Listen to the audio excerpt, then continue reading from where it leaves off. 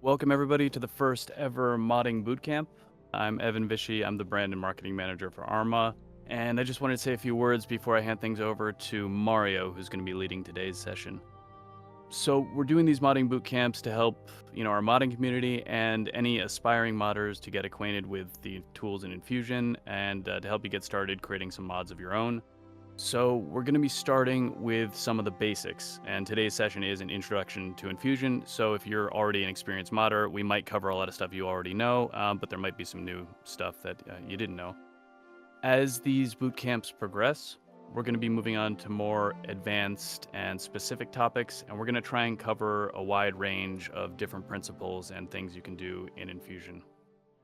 As I mentioned, this first session is an introduction to Enfusion, and it's going to be led by our modding supervisor, Mario Enríquez.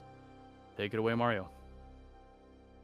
Okay, hello. So welcome to the first bootcamp. And as Evan said, this is going to be a series of bootcamps.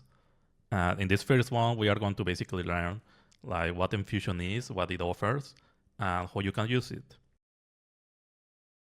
So in order to understand what Enfusion is and like how you can mod, you first need to know, what's there, like how you can mod, how you create a project, how you load projects, how you publish to the workshop. And for Arma Reforger, when you buy Arma Reforger, we provide you with multiple things. We provide you with the actual game.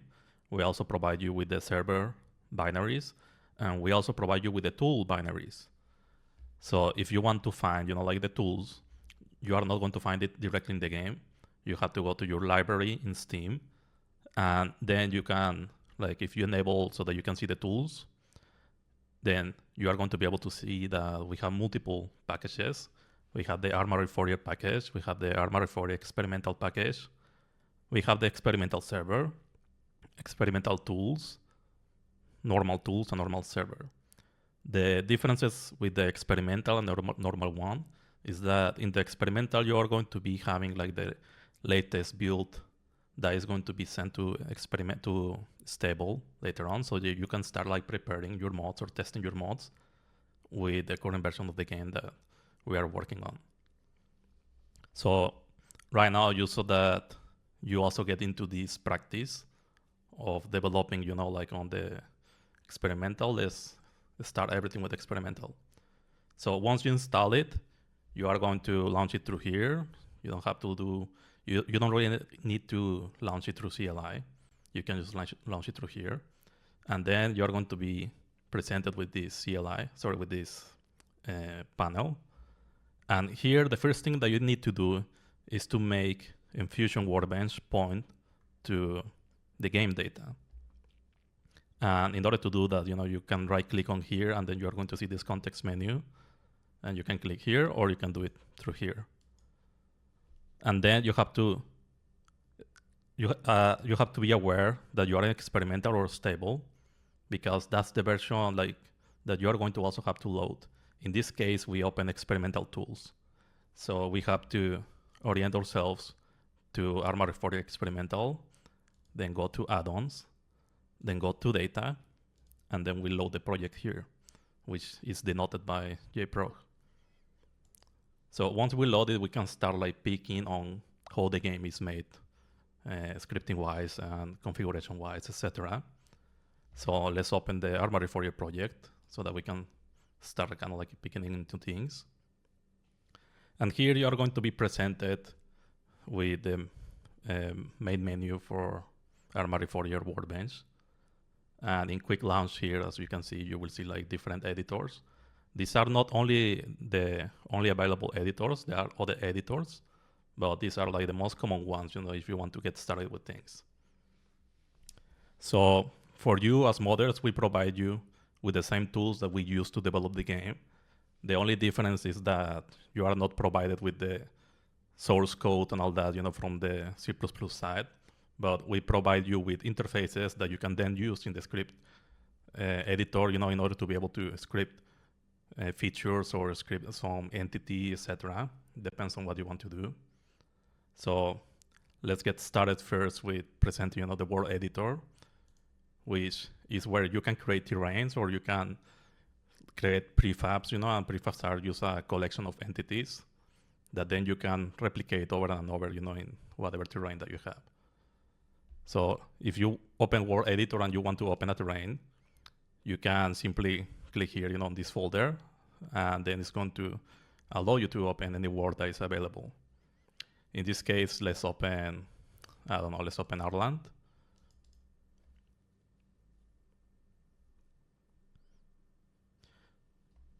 And now here you can see that you can go around, you can move things, and etc. And this is where you create the terrains or where you place entities and all that. But there is also another purpose that this World Editor has, which is that is where you actually also create the prefabs and configure them. Right now, there is something that you can see that all the prefabs here, they have basically kind of like a log symbol. And this means that this prefab, all that is locked away in the project that you are currently seeing here. And the reason why is because the data for the game is packed so that it can be executed by the game very quickly, loaded and all that. So that means that you can only modify things that you have unpacked, that you have in a sense, the source file for. For certain files, we do provide you the option to duplicate the file or override them or inherit from them. But for that, you have to have your own project. Right now, we open the Arma Reforger data project. So now let's create our own project. If you want to jump in between projects, you will have to close the Workbench. You cannot just move around like that. You have to load everything first. So let's create a project. Let's wait for this to show us the launch. And here we can create the project or add another project as we saw before. So let's create one. And let's call it the same. And the thing with projects is that one project can depend on another. And that means that whenever you are going to try to launch your project that has dependencies, it has to have these dependencies already available and registered for Workbench to see. And then when the Workbench launches your project, it's also going to launch other projects. So you are also going to be able to see what's available in these other projects and access it. And if you have the other projects with unpacked data, you're also going to be able to modify these dependencies on the go. So you don't have to be like, if you have a project that, I don't know, is called project A, that depends on project B and C. If you have these other projects in your disk, then you are going to just be able to modify them on the same spot.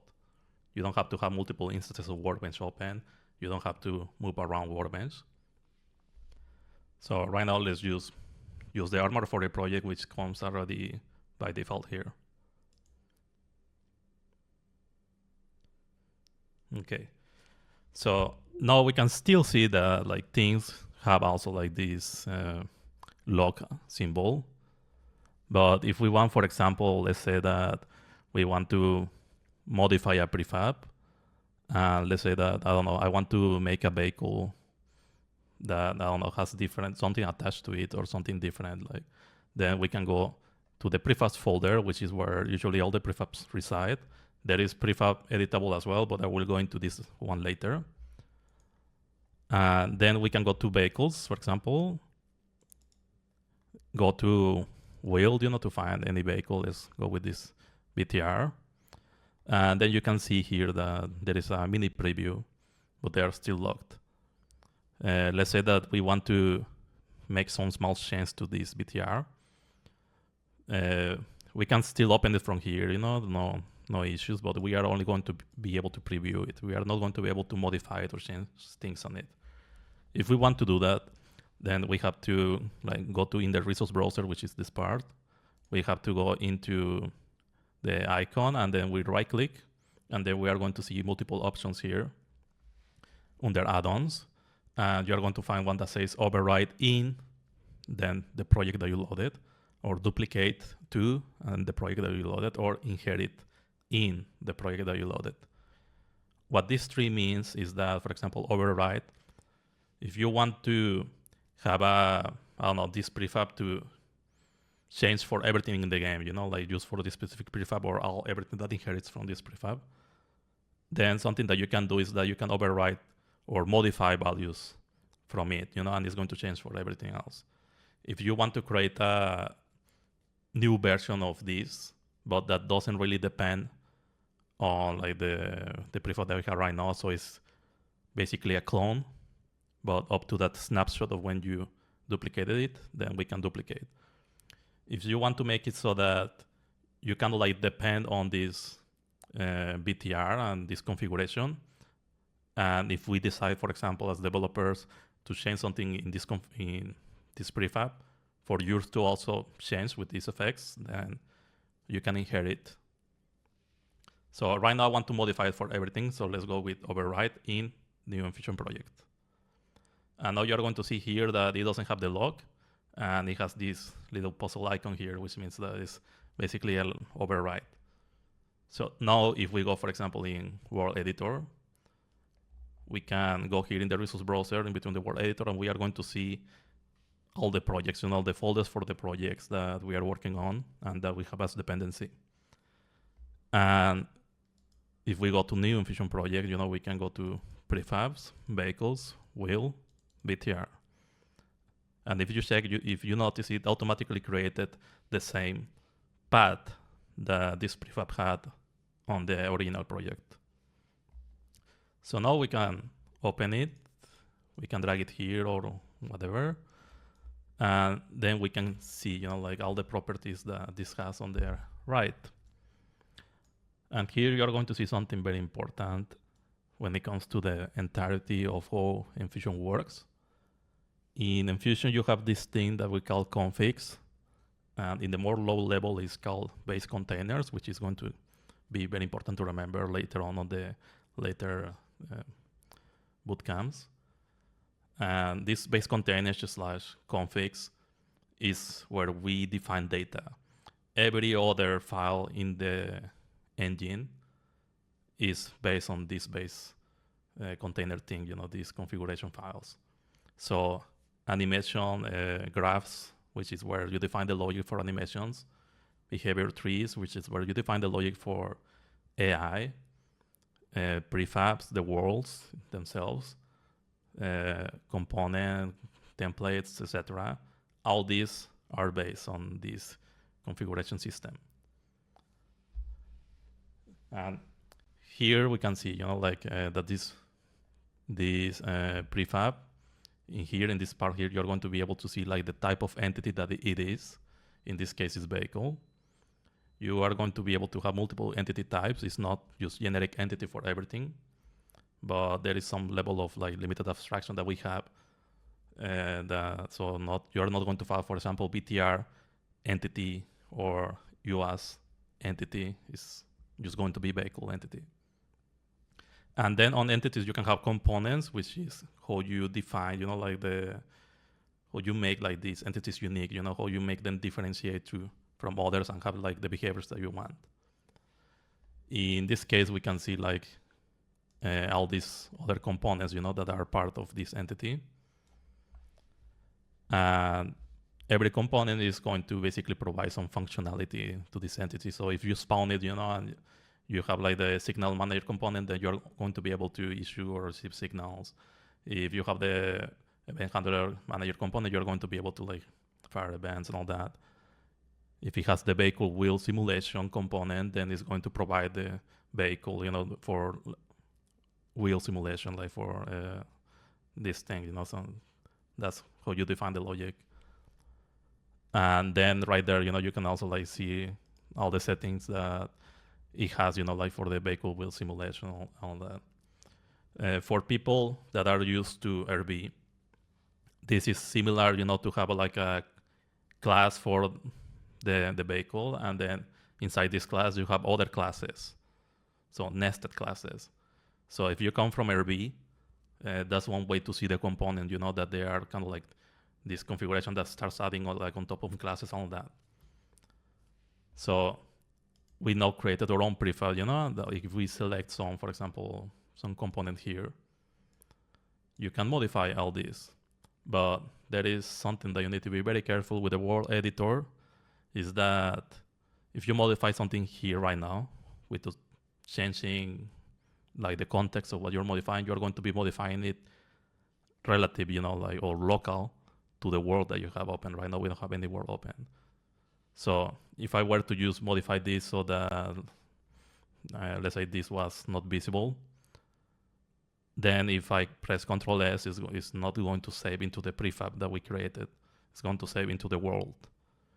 Because whenever you place an entity into the world, you can also have like custom properties and custom configuration for the prefab on the world. So suddenly you can spawn 3 entities and have one entity be the default behavior, but then have another entity that has like a different behavior only for that specific entity placed in this specific part of the world. So you can do that as well. But we want to change the prefab. So we can go here, and then we can see like the prefab, that we set to override, and then the same prefab, and then the inheritance of this prefab, and then the inheritance like of the parent, etc. So from here, we can start modifying the labeling where we want to make the change.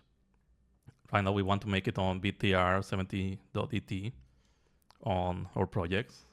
So we open this, and then we can set this to false, and then we can save. And then it gets saved to this prefab. And then whenever we instantiate it into the world again, we can start seeing it. So when it comes to like prefabs, that's usually how you move things around. If you were to try to create a new map or like base something off or from some map from us, you can, for example, create a subscene, which is kind of like a world that inherits from some packed world. So let's open, just so that it's a bit faster, let's open empty test, which is kind of like an empty terrain, very small. And let's create a subscene. We can also drag this again, and it's going to tell you, oh, you cannot place it because this world is already saved. So you need to have like something to place that you can modify. So it's going to tell us if we want to take this world and create a subscene from it, which is going to allow us to place things on this world. So let's say, yes, I want to create it. Now we can place the BTR. We can save it. And let's save it, like in the Enfusion project. Let's create a folder called worlds. And let's create another one that is like subscene. Let's call this test. And then we click OK, and the world is saved, and then we can also like, if we want to play, the terrain with whatever entity we place or whatever, what we have currently in this modification of the terrain, we can click play here. And then it's going to play right here in this same viewport and all that. And we can see the thing that we just placed. But this is playing in single player. If you want to play like in multiplayer and all that, then you can do peer tool, or you can play like dedicated server, which is going to launch from here right as well, a dedicated server where you can also tell it to launch clients, so that it auto connects to the server and you have everything set up. That can also be done. But you need to be a little bit careful here, because if you start developing features on the Workbench games, which is what we just played, the behavior that you will find here is different from the multiplayer environment behavior. And that's something that in the next lesson we are going to dive into, so that like how to differentiate when you are testing things on single player, or how to differentiate when you are testing something in Workbench game, and how to differentiate between like client and server and the authority, proxy, and ownership model that we have for replication. So if we created a scene here, we can modify stuff. We can add like multiple of these BTRs. And if we want to check, what we talked about earlier, that you can instantiate 3 of these prefabs, you can have, let's say that, okay, I want this to come as they go, from this prefab modification, all that. But I want this specific one to, for example, let's say not have the supply boxes here. So we want to remove that. So one way that we can do it, is like we can click, on this entity and then position ourselves where the supply boxes are configured. And in this case, it's in the slot manager component. If we go to the slots, we can see here that there are the supply storages. So let's say that we just want to, I don't know, like maybe something that would be good, I don't know, replace the prefab with something else. We can locate like where the prefab is, and let's say that we want to swap it with something crazy like, I don't know, the supply stack. So something we can do is drag from here to this input here, and then it's going to switch it, and then we can save. We can see that in this one, they are swapped. So you can see that these ones are still keeping like the normal behavior, like the behavior that came from this configuration that we had, but this one is different. So that's what it means, when you have entity instance in the context, and then when you modify on that context, it saves it locally to the file. So it's just something that you need to keep into account, because it's a very common mistake, especially for newcomers, that they start modifying supposedly their prefab, but they're modifying the entity instance, which is what you have placed here in the editor.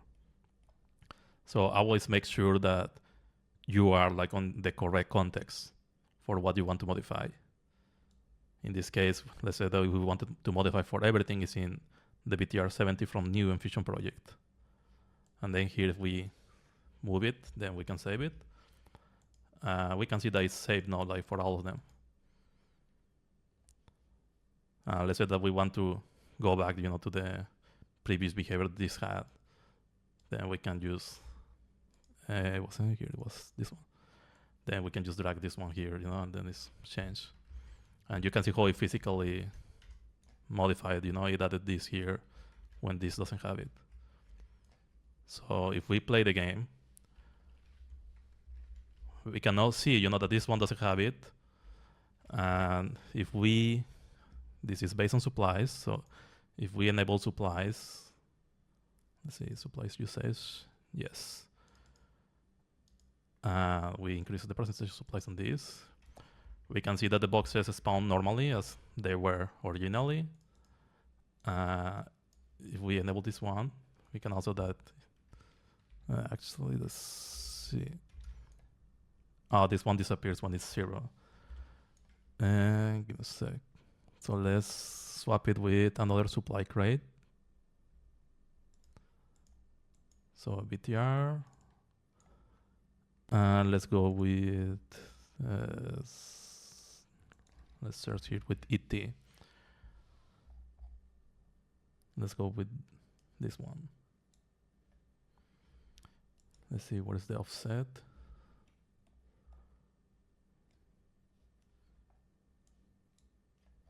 Okay, the offset is a little bit messed up. Well, yeah, so basically that's the idea, like you can modify one from here. Another thing that you can do like with the prefabs is that you can also add new components. So if you want to like add new functionality, you can click here on that component, and then you can see all the components that we have here, like from game code and all that. They are like properly distributed in their folders, which serves kind of as categories. So if you suddenly want to make it so that this node has inventory, you are going to be able to have to add the proper components for inventory. One issue that you will find, when trying to add functionality is that one component will probably require another component to be available. And if you find yourself, that whenever you place a component, is not loading, like the prefab suddenly becomes not visible, it means that the prefab failed to initialize. When it fails to initialize, it will just not show anything, but you will only see this gizmo here. Usually what you can do in these cases is that you can go to the log console here, where you're going to be able to see the errors, like what things fail to load and all that. And if you search, like for your entity here, like the prefab name and all that, it's usually going to tell you, you're going to be able to find it, and it's going to tell you that, okay, component A is missing dependency of component B, missing RPL component, etc. So that's something that you can do. So in general, when it comes to entities, component, and all that, the most basic form is that, that's how you interact with it. And this is used for both editor and prefabs. But if you want to make animations and all that, then you are going to go into the workflow of animation import and how to configure animations and all that, which you do through animation graphs. So the way that it works for playing animations in some character or entity in Enfusion is that you have to have some animation graph, which is kind of like the logic. It's a state machine that tells the game how to play different animation poses and how to merge them together and all that. So you're going to require to have one of that. And where you configure this, where you make the logic and all that, is not in scripts. Is through another big configuration file, which is the graph, that you can then prepare and modify in the animation editor. So let's open, for example, the animation graph of the player as an example. So if we go to animes, workspaces, player, we are going to be able to see the player main dot AW, which means animation workspace for the player. And here is where you find usually, the generic logic for the player. There is some way to change behavior dynamically through attachments, but we are going to dive into that in a later bootcamp. So let's say that you wanted to see, the logic for seeing how the player fires a weapon or whatever, then you can start playing it from here and see the logic. So let's go through a quick example. So if we were to play the animation graph, we can see that the player is using a pose from handling a weapon that is not attached right now because it's just player. And if we go to controls, then we can start seeing, how we will play in game.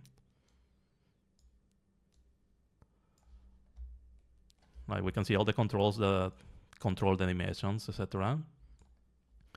And here on the animation graph, you're going to be able to see all the logic and flow, is being processed. And you can see here that it's running to this state and all that. So here is where the logic for animations lies. A lot of the things that you will want to do when trying to do mechanics for players and all that, you're going to find yourself kind of trying to find where it's implemented both in the graph and both in scripts. So if you want to do custom player mechanics, if you want to do custom, completely custom weapons, you are going to have to dive deep into the animation editor and also in the script commands and all that for animations. So just be aware that, that this is kind of one step that you will have to learn. You will have to learn how to use and understand what's happening here, depending on the complexity that you want to do. If you only want to create your weapons that are basically the same as other weapons in the game, then you are most likely only going to have to modify the animation sets, and which is where you define the animations to be played, and you give them names that then the animation graph is going to be able to reference to and play into. And this is, if you don't need to add new things, this is where you will modify, the animations and add them so that they can be played, with yours. So let's say, for example, that you wanted to do one for some weapon. Let's open and for the AK-74. Then this one here are going to be like all the animations that you will need and that the AK-74, for example, is using. And when you see kind of like a green dot here, it means that it has an animation defined here. So if you only want to add animations that are basically the same, you don't need to change behavior. You don't need to dive too deep into like all the other logic that we presented here, in the animation graph. So don't get overwhelmed by this. You only have to mess with this if you are going to make custom logic, that's it. So that's how it connects, like with character weapons and all that. So just be aware that you have that. If you want to create particles, that's also something that you can do in the engine and what we provide and all that. And you do it through the particle editor, which we are also going to dive into another bootcamp. One thing with the bootcamps, by the way, is that this one is the only one that is going to be mixed in between, like showing multiple things. But you're going to have bootcamps that are like specific to their areas, So if you want to be working on AI, then it's going to be like specific to AI. Another one is specific for animations. Another one for replication, because replication is a huge, complicated topic. Another one for scripting and configuration, which is going to be the next one after this one. So right now I'm just going to show, that you have the editor, you can create your own particles. You have like all the configurations and all that. So just be aware that you can create your own particles, no issues. Just know that you cannot create like your own textures for the particles within Workbench. You have to create them in another software and then import them to Workbench and then link it here. So that's something that you cannot do here. There is no image editor or whatever here. You also have the script editor, which is where you find all the scripts and all that, where you also modify your scripts. And you are going to be able to see all the scripts, from all the projects that you have loaded. The only difference is that you need to be careful here with this resource browser, because it doesn't really tell you where the script is coming from. It's going to aggregate them into like the scripting path folders. So just beware, that you might not find, for example, new Enfusion project, and then your stuff here, and Arma Reforger, and then the stuff from Arma Reforger is going to be merged. We will also go into detail in this. In this script editor, it's not only for modifying scripts.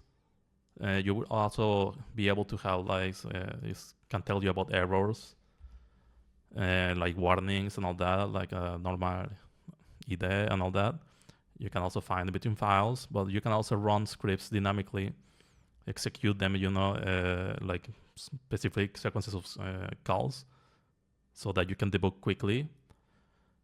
And then you can also do breakpoints and then start debugging this way, which is also going to be its own bootcamp. So you will have a bootcamp where we teach you how to be able to debug things properly, how to find issues, how to resolve them, how to inspect things, how to find how things are working internally and all that. So you will also be taught that. So that's about it with the script editor. Let's go now with the audio editor. The audio editor is not for you to create sounds from scratch, to create sound files. It is kind of similar to the animation editor, where you take already imported files for it, in this case, sounds. And then you kind of specify how they're going to be played, how they are going to be filtered, etc. And you do it, through the ACP files and all that. So here you can see, for the base building and the editor, you can see this logic of nodes that are telling you, from banks, which is kind of sets of sounds that then you can load here and all that, and then you can play and all that, etc. And you can also see the configuration that they have. Whenever you see something like this, it means that it's kind of like a configuration that you can modify. If you see it grayed out, then it means that the file is locked, so you cannot modify it like right away. You will have to either duplicate or overwrite or inherit, depending on what's available. So this is same thing. And if you want to play a sound like dynamically in the game, then you are going to have to do it through scripting. There are some components, there are some prefabs or entities that can aid for you for you playing sounds. So you can spawn an entity and it plays a sound with it, either looped or whatever. Or you can do it through scripts. Like, it depends on what you want to do and if you want to do it in mass or not. We will also have another bootcamp from audio. The behavior editor is where you define the flow and logic for AI. And this one is going to be loading the BT files and all that. And it's also like similar setup. You know, you have a graph where you can define the behaviors and all that. You can see here. And you can make the connections and the logic flow and all that. And then you can debug from here and all that. It's, in a sense, kind of like its own visual programming from between here. Same thing as the animation editor and same thing as the audio editor. The only thing that is not kind of like this visual programming kind of style is the scripting language. The script editor is just text. So we don't have anything like blueprints or something like that for scripting. The string editor is where you define the localization for whatever text that you want to use. So this editor is the one that you will be touching if you want to create like versions of your mod for Spanish speaking people, for English, for Czech, etc. We are also going to dive into how to create this and reference them into your UIs and all that in the next bootcamp. The procedural editor, this is similar to the animation editor, like in terms of like creating animation. The only difference is that this one, you create the animations right from this editor. You don't need to have like an animation file and then playing it. That's why it's called procedural editor. Technically, you can create like your own animations as well on the animation editor, but this one is specifically, you know, for like animations that are not based on an animation file. So, for example, like we can load this one, and you will also see, you know, the same setup as the behavior trees and all that, and audio editor, where you can start creating like your logic and tying things together with the notes and all that. And then you can start like playing it and seeing it here, you know, like in real time. We will also dive into this later on. And same thing as before, like if you want to play it, then you're going to have to do it through scripts. And that's in general a common pattern that you will be seeing. That if you want to play a sound, if you want to play an animation, if you want to play some behavior for AI, you are going to have to call it from script one way or another, either directly or indirectly through some component that doesn't work for you or some system that doesn't work for you. And so right now we have went through like showing quickly these editors. These are not the only editors. You also have other editors that are embedded in the same window. So this is only presenting you the editors that open new windows. So something that you can do here in between the tools as well is the UI. So the layouts for the UI and all that. So if you wanted to create one, you know, then you will have to create a layout file or modify one, etc. For example, we can search quickly here for .layout, which is the file extension for UI. We can see multiple things here, you know, like we can see for all of them for the entire Arma Reforger project. So if we double click on any, for example, we can see, you know, like the UI that was created for it here. It's going to open this tab. And then we can see the UI editor here. Right now we cannot modify really things because it's also locked. As you can see, we open a locked layout. So let's say that I want to override this one. Or actually, just to make things easier, like let's duplicate it in new Enfusion project. And let's keep it with the same. Actually, let's just call it new. We are going to see that it creates a new one. And if we double click on it, you are going to see now that we can modify it, we can move things around, we can change color of things, etc., of text. So like you are going to be able to modify the layout here now. And you will see here, like on this area, the hierarchy and all that you are going to have the widgets. So you are going to be able to like create, like edit the widgets visually. You don't have to do it through scripts and all that. But if you need to do it through scripts, you can do it through scripts as well. So if you want to create like a very complicated layout that dynamically adds, or like, let's say, some list of items that they have their own sub layout as well there, you are going to have to do it through scripts. So the layout editor, you can also like make it so that it by itself runs some script or whatever, which you can do it through the components that you will find here. You know, it's a scripts, and then you can components. And this basically just means that you can attach a script that is going to be running here, you know, and it's you can like hook into certain events and be doing logic on frame, or when you click on it, or when you click on a widget that is a child, you know, of the widget where you attach the component. We will also have another bootcamp related to this. We also have like we also have the previews, you know, like for the sound files. So like if we do .wap and all that, you can see the sound files here as well, which is what gets loaded, and you can play them. You can also see the spectrum. So that's about it, you know, with this preview. And if you have this, you know, like on your, if you were importing it, you know, then you can register an import, and then you can change the import settings, you know, depending on what you need. Same for the images, we use EDDS, which is on version of DDS. You can also like preview them here. You can see the properties that they have and how it got imported, you know, the compression, etc. And you can be checking like the channels as well, you know, if you want to check certain channels, and then other things as well.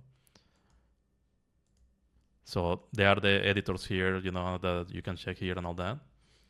So just to show a little bit quickly, you know, of how you add logic, you know, to some entity. If you were, for example, let's go to this subscene.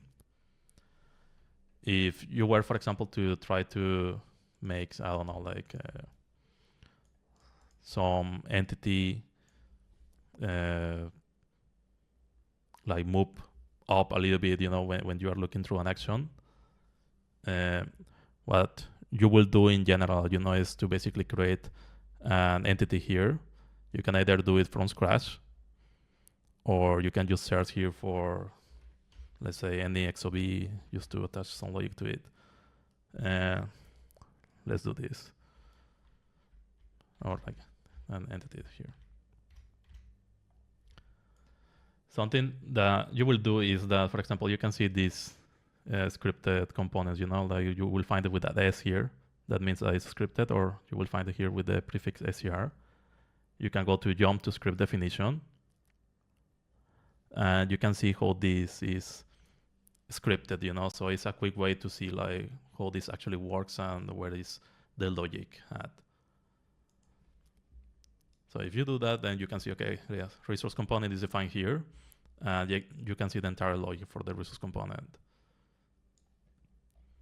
Then you can start seeing how it works. You can modify this file as well in your own project, and then start modifying the behavior or extend it, you know, and create a new version of this component by creating a new class that inherits from this, and then just overrides specific methods We're going to do this on the next bootcamp. But that's in general how you like modify like behaviors of like certain things here if you want. We're also going to dive in the other bootcamp about how to create systems and how to use them. And the difference here, like how things get processed and all that it depends really on what you want to do. Because if you want to make let's say, the supply system from scratch, let's say, there are multiple ways to achieve that. You can either do it through a game system, which is kind of like this setup that allows you to nicely, create managers or systems. And it's not going to be technically an entity in the world or something like that. It's going to be like kind of like its own abstraction that lives in the game code and all that, and then it gets processed. Or you can script your logic on an entity. It depends on what you want to do, and the entity itself is going to do the logic. Or you can do the behavior to be processed on a component that goes into the entity. Or you can do the behavior to be completely processed in scripts. So there are multiple ways, to make things work. So if you are trying to look, for an entry point on where to start creating some behavior or where to modify behavior, this is something that you actually need to figure out, like what exactly is going to work for you. In general, the recommendation is that you do it through a game system. And that's the first thing that we'll go into the next bootcamp, because that's the preferred way. That's the way that it should be done, for everything in general. But if you really cannot do a system for X or Y reason, then you have the option to do the logic on a component, do it on an entity, or do it on the scripts alone. The game has like their frame events and also like events on when initializes, etc. So that's where you will be hooking things, like if you wanted to do certain behavior. So that's how you will be connecting things, It's not like you will create a script and the script suddenly runs magically into these events. You have to actually attach it somehow. So there are those 4 possibilities to attach the logic. There is also another one, which is not too ideal, but if you want to do something quick for an entity, whenever it spawns, whenever it gets initialized, is that on the entities themselves, so in the configuration here, you can see here that you have like a script group or property. What this will allow you is to attach like some specific procedure, some specific calls for the script to be able to run, like on a specific event of this. The only thing is that in order for you to attach a script to this, you will have to basically name the entity. So you will have to make it unique so that the engine knows like which entity you are trying to run the script on. So what that means is that you are going to have to go here and set a name for the entity, a custom name. So you will do it here through the rename. So let's say entity A.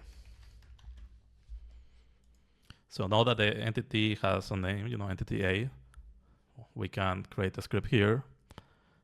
We can like see all the events, that are available for this entity for us to like do something on. Let's say that we want to make it so that, I don't know, it prints hello world on whenever like this gets created. So we can do it in the constructor. We will see that it opens for us the script editor with some fake, file here. And then here, is going to provide us already with the constructor, for like this class. And you will notice that this class is not going to be accessible anywhere else in the game. It's relative to this entity. So you will see that it is the name of the entity and their underscore class in general. So let's say, okay, we want to make it so that whenever it gets created, it prints hello world. So we can do print and then the string hello world. And we can end it and then we can save it. And then whenever this gets created, it's going to print hello world. So if we play this, we are going to see that if we go here, that it printed hello world when it was created. So depending on what you want to do, you can attach things to like scripts, like in certain way. The only issue with doing it this way that I did here is that this is not going to be moddable. Once you create it, it's set. You are not going to be able to modify like inherited things and all that because it's on an entity level. And as we saw before, you can only inherit, from prefabs and all that, but you cannot like really create like some entity that inherits from another entity that is placed in the world. It needs to be abstracted in some way and have some sort of configuration that you can refer to, which is not possible in entity instance. But if you want to, let's say that you are creating your own scenario and you want to have this specific entity that just has certain behavior when it gets created or when it gets like a collision from some other like physical body, then you can just create the script like this. You just name it and attach it, to one of these events, and then do specific stuff on it.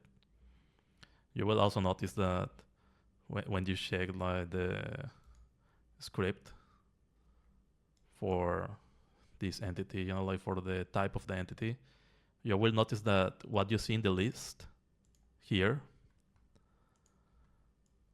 are the methods that have event on it. So if you are loading like a custom class and all that, and you don't see an script event there, or as method, you don't see it in this list, it's because it's missing this event modifier. So that's one way to look, like from scripts, what you will be able to access there. So that's in general, like the overall flow of how things get connected. In the next one, we will go over an actual like mini project that everyone can follow along. But that's in general, how to like find things, where to modify things and all that. So I hope it's a little bit clear. The next bootcamps, they are going to be more structured. This one is the one that was showing kind of like everything and trying to show it in 1 hour. So for the other ones, be a little bit like, if you want to follow along things, be prepared, like with the Workbench open, your custom project already created, and then you can follow up on whatever we are doing there. We are going to also like tell you in general what is going to be, and if there are going to be some things that you have to have prepared, like some software to have installed, I will tell you beforehand so that you can be prepared. That's all for this bootcamp, and thank you for being here for the first one.